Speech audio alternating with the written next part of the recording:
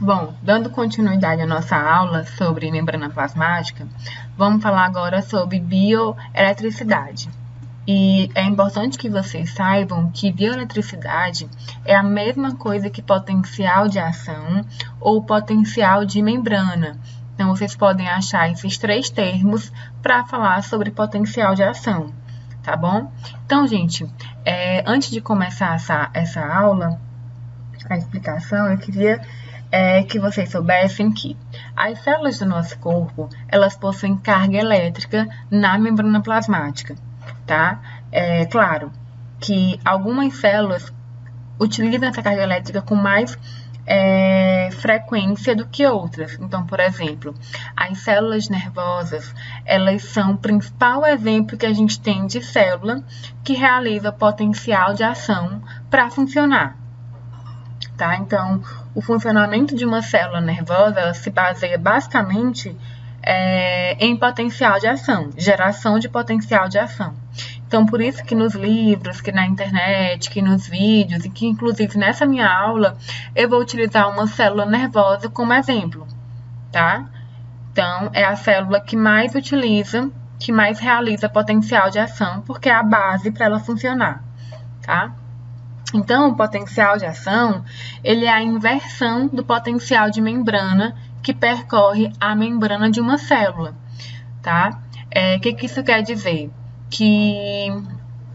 Quer dizer que quando uma célula realiza potencial de ação, quando ela tá sofrendo potencial de ação, né? Está gerando um potencial de ação, quer dizer que ela está trocando as posições das cargas elétricas dela. Então, é uma inversão de carga elétrica, e a gente vai entender isso mais na frente. O potencial de ação ele é essencial para a vida animal, porque transportam rapidamente informações entre e dentre os tecidos, e dentro dos tecidos. Tá? Então, para nós, seres vivos, animais, né, é muito importante o potencial de ação. Tanto, por exemplo, quando a gente quer movimentar um músculo, essa informação, ela vem do sistema nervoso, ela vai do sistema nervoso para o músculo. E quem manda essa informação do sistema nervoso para o músculo são os neurônios. Através de quê? Através de potencial de ação.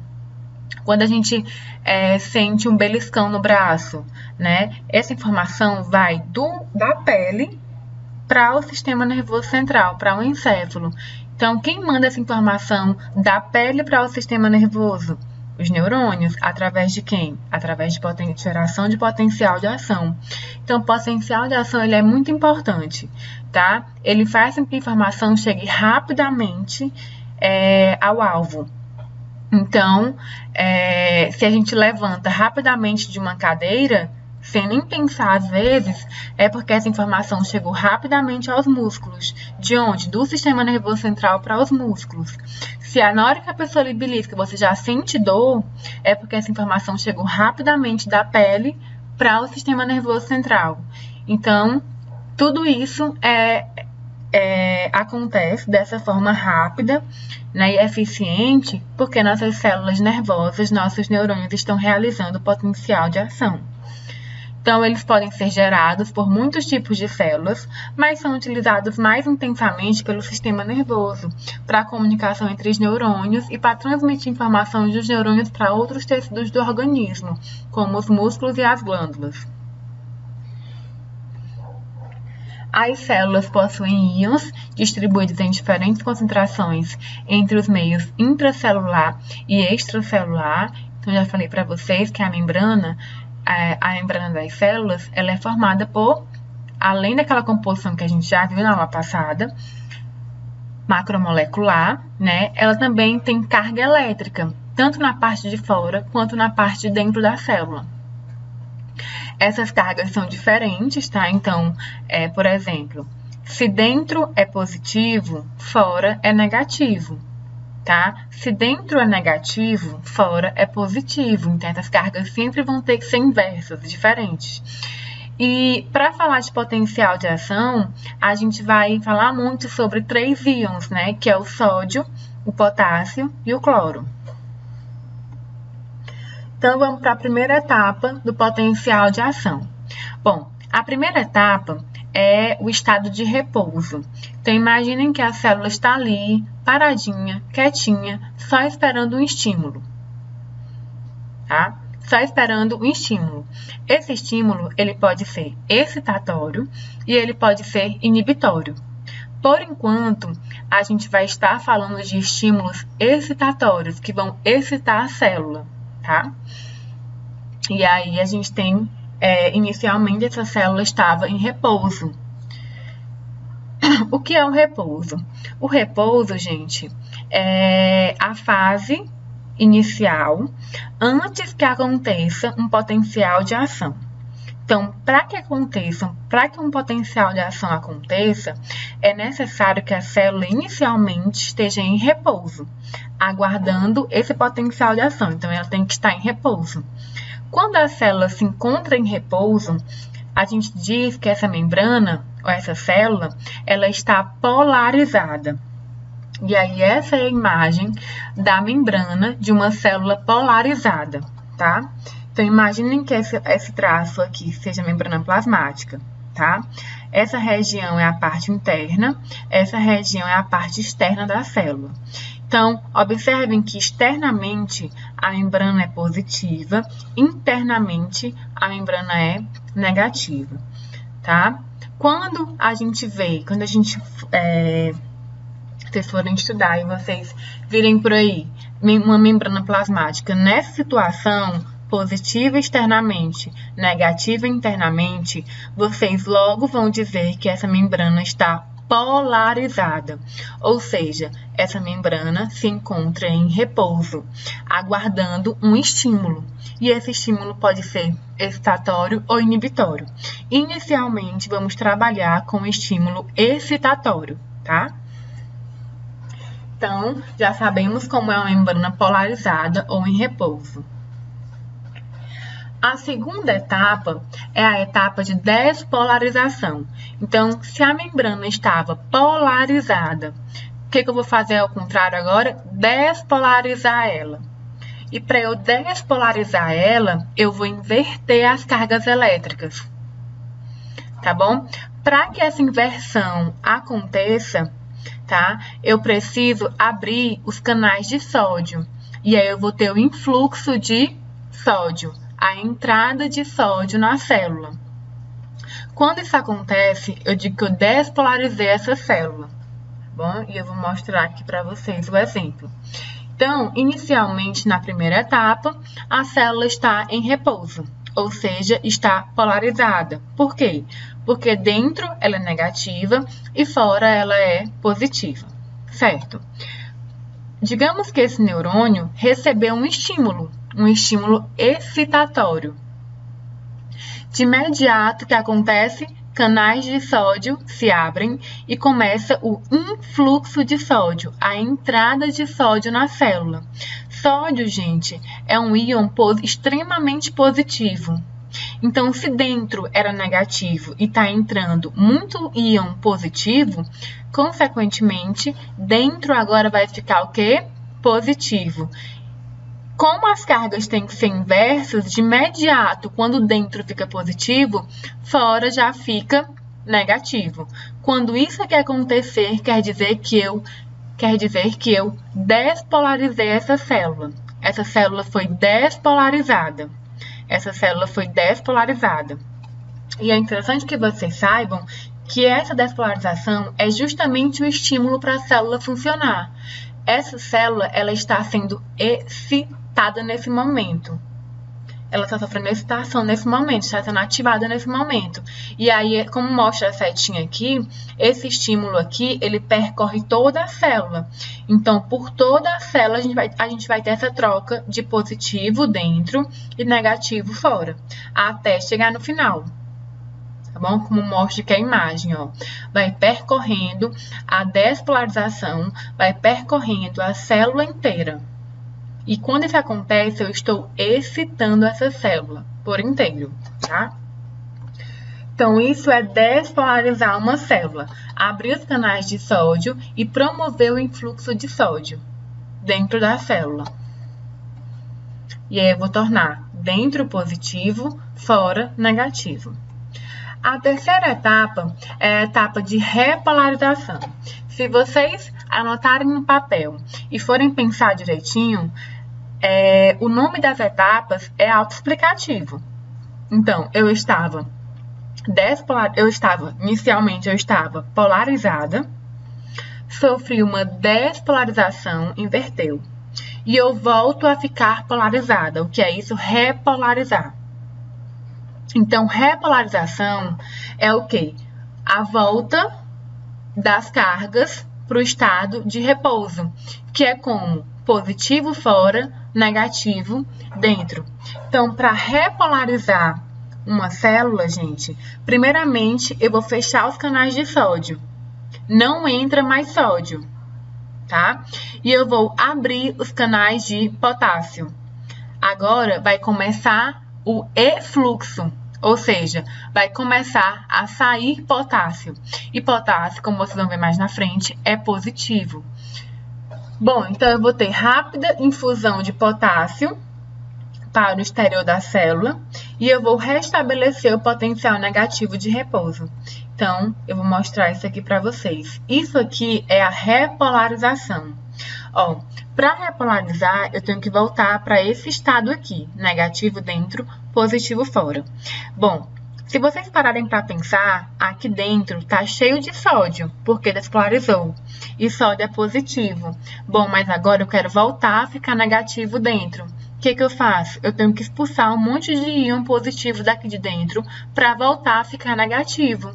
Então, eu abro os canais de potássio e alguns livros trazem que os canais de sódio também vão ser abertos, só que só para saída, não mais para entrada. Eu vou abrir somente os canais de saída de sódio e os canais de saída de potássio. E começa a sair potássio e começa a sair sódio. Os dois não são positivos, então eu começo a liberar cargas positivas para fora da célula. Consequentemente, eu vou aumentar a quantidade de carga positiva fora da célula. Então, fora volta a ficar positivo. E eu vou diminuir a quantidade de carga positiva dentro e aumentar a quantidade de carga negativa dentro. Então, eu volto a ficar negativo dentro. Se eu estou negativo dentro e positivo fora, gente, eu voltei para o meu estado de polarização. Então, isso é repolarizar a célula. Qual a importância disso? Bom, eu falei para vocês inicialmente que uma célula, ela precisa estar no estado de repouso para receber um estímulo.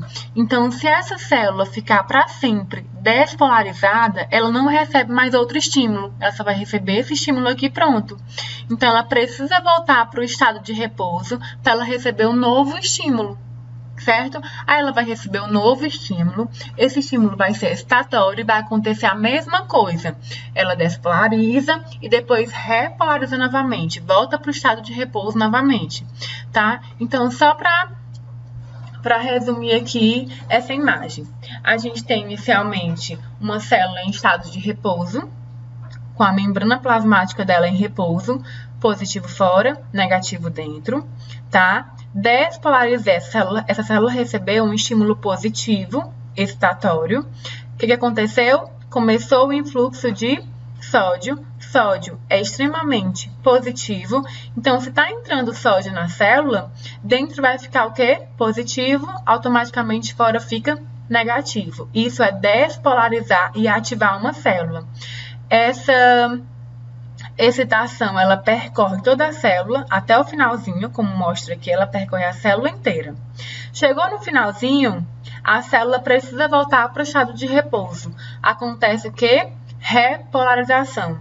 Então, para repolarizar, acontecem duas coisas. Primeiramente, eu abro os canais de saída de potássio e abro os canais de saída de sódio. Não entra mais nada, agora só sai. E sai o quê? Íons de carga positiva. Então, se aqui fora agora vai ficar cheio de íons de carga positiva, consequentemente, fora volta a ficar positivo e, consequentemente, dentro volta a ficar negativo. E aí eu tenho a célula novamente no seu estado de repouso, pronta para receber um novo estímulo, excitatório ou inibitório. Nesse caso, estamos falando de estímulos excitatórios. Professora, dê um exemplo de um estímulo excitatório. Bom, quando uma pessoa está com epilepsia. Quando uma pessoa está com epilepsia, quer dizer que as células do sistema nervoso dela, os neurônios dela, estão todos excitados. Ou a grande maioria está excitada. É como se ela estivesse sofrendo um curto-circuito cerebral, certo? Então, quer dizer que todos os neurônios do sistema nervoso daquela pessoa, ou a grande maioria deles, estão sofrendo justamente a despolarização, que é a excitação. Tá bom? A despolarização, que é a excitação. Então, despolarizar uma célula é excitá-la. Se isso acontece de uma forma exagerada, a gente vai ter algum problema, como, por exemplo, a epilepsia. Então, essa excitação neural tem que acontecer de forma normal e não tão intensa, tá bom? Para que a gente não tenha, por exemplo, crises de ansiedade, epilepsia, esse tipo de consequências, tá bom? Então, a excitação tem que ser leve, tá bom? E não tão intensa. Bom, então a gente falou de estímulo excitatório, a gente agora vai falar de estímulo inibitório. Então, imaginem que agora, essa mesma pessoa que estava numa crise de epilepsia, ela desmaiou, né? Então, ela foi do pico máximo de excitação, tá bom? Para o pico máximo, e depois ela teve uma queda brusca de excitação, certo? E ela desmaiou. Então, nesse momento do desmaio, isso é comum em pessoas que sofrem de epilepsia, elas terem um estímulo máximo excitatório e depois um estímulo mínimo excitatório, que é essa queda da excitação, né? É normal que essas pessoas desmaiem ou apaguem, né? Por algum tempo. Bom, quando uma pessoa, por exemplo, desmaia, isso acontece geralmente depois de uma crise epilética. Isso acontece geralmente, por quê? Porque as células dela sofreram hiperpolarização. Hiperpolarizar, gente, é a mesma coisa de inibir a célula. Então, é um exemplo de estímulo inibitório. A gente falou de estímulo excitatório, que tem que despolarizar a célula. Agora, a gente está falando de estímulo inibitório. Ao invés de despolarizar a célula, eu tenho que hiperpolarizar a célula no inibitório, tá? Então, hiperpolarizar uma célula é quando uma célula recebe um estímulo inibitório. Nesse caso, a gente vai ter a saída de íons potássio e a entrada de íons cloro, tornando o meio interno da célula mais negativo e o meio externo mais positivo. E eu vou inibir a propagação do potencial de ação. O que acontece no estado de hiperpolarização é que vocês viram que a célula, vou retornar aqui um pouquinho, vocês viram que a membrana, quando ela se encontra no estado polarizado, que é em repouso, ela é negativa dentro e positiva fora, né?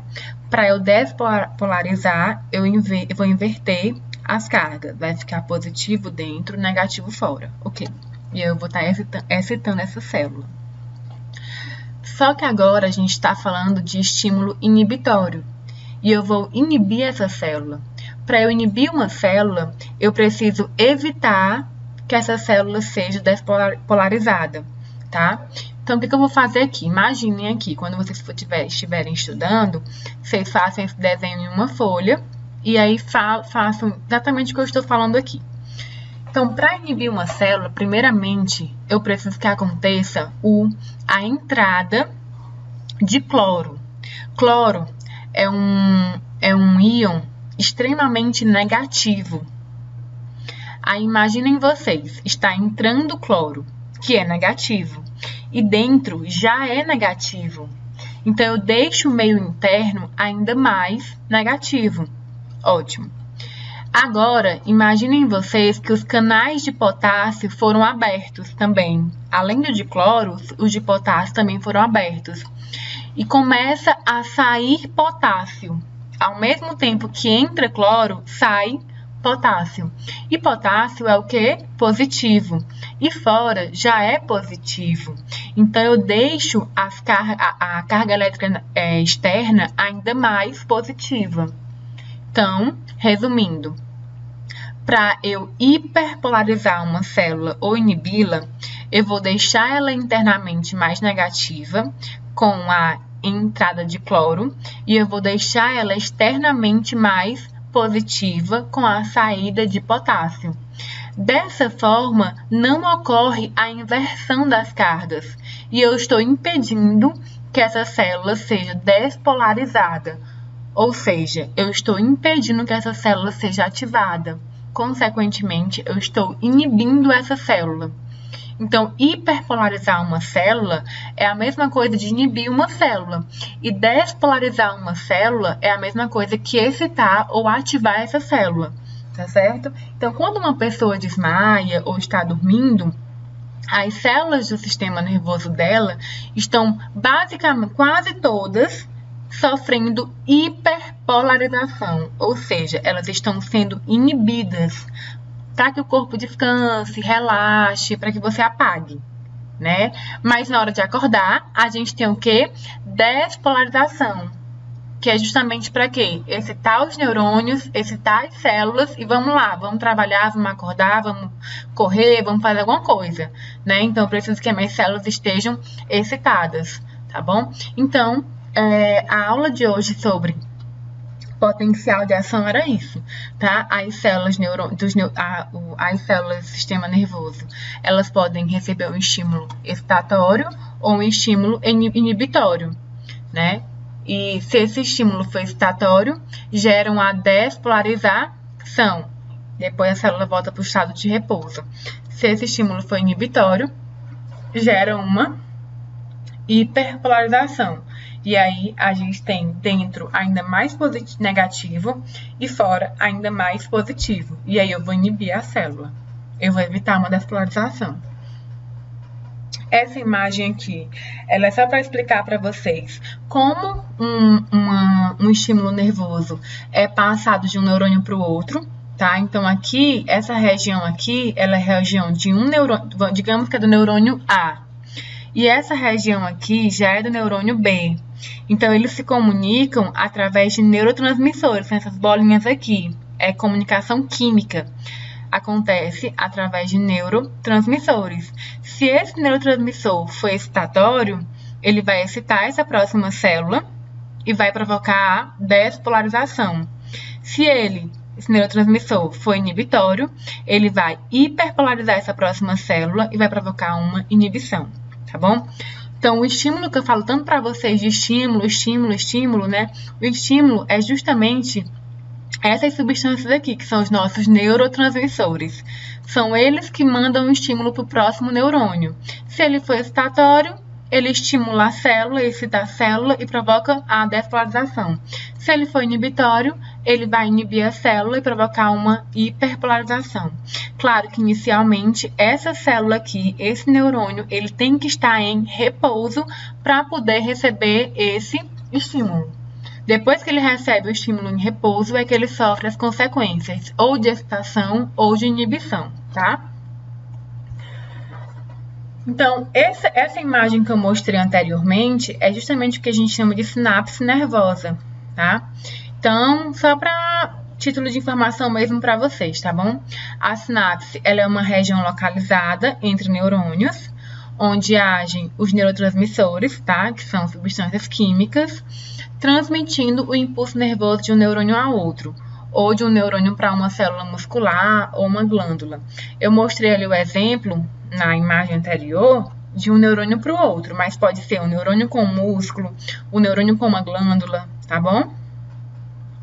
Se o sinal produzido na membrana pós-sináptica for a despolarização, quer dizer que a célula vai ser excitada, é uma sinapse excitatória.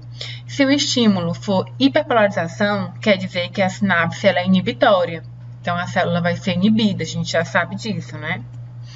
E aí essa imagem ela mostra, é só para mostrar para vocês, falar sobre,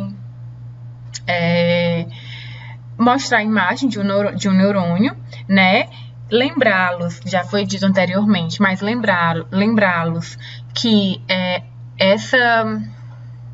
esse potencial de ação, ele percorre toda a célula, tá bom? Ele percorre toda a célula, então ele vai desde os dendritos, que é a região que recebe o estímulo, passa pelo corpo, passa pelo axônio, tá bom? E aí esse estímulo sai pelo axônio e passa para outro neurônio, ou para uma célula muscular, ou para uma célula glandular. Então, esse estímulo percorre todo esse corpo. E só para lembrar que... Esse neurônio, desculpem. E só para lembrar que essa condução de estímulo, ela não é contínua, tá? Essa condução é saltatória. Então, esse estímulo ele vai pulando de uma bainha mielina. Aqui, gente, é o que a gente chama de bainha de mielina, tá? Essa partezinha azul, que é justamente o que torna essa informação, essa passagem de informação mais rápida. Então, a gente levanta rapidamente, porque chegou uma mensagem muito rápida para o músculo. E isso aconteceu porque esses nervos são cheios de bainha de mielina. Então, a transmissão do potencial de ação durante todo o neurônio, ela acontece de forma saltatória, tá bom? Por conta da presença da bainha de mielina. Isso cai muito em concurso, cai muito em vestibular, né? Se a condução do impulso nervoso é contínua ou saltatória. Então, a partir de agora, vocês sabem que ela é o quê? Saltatória, tá?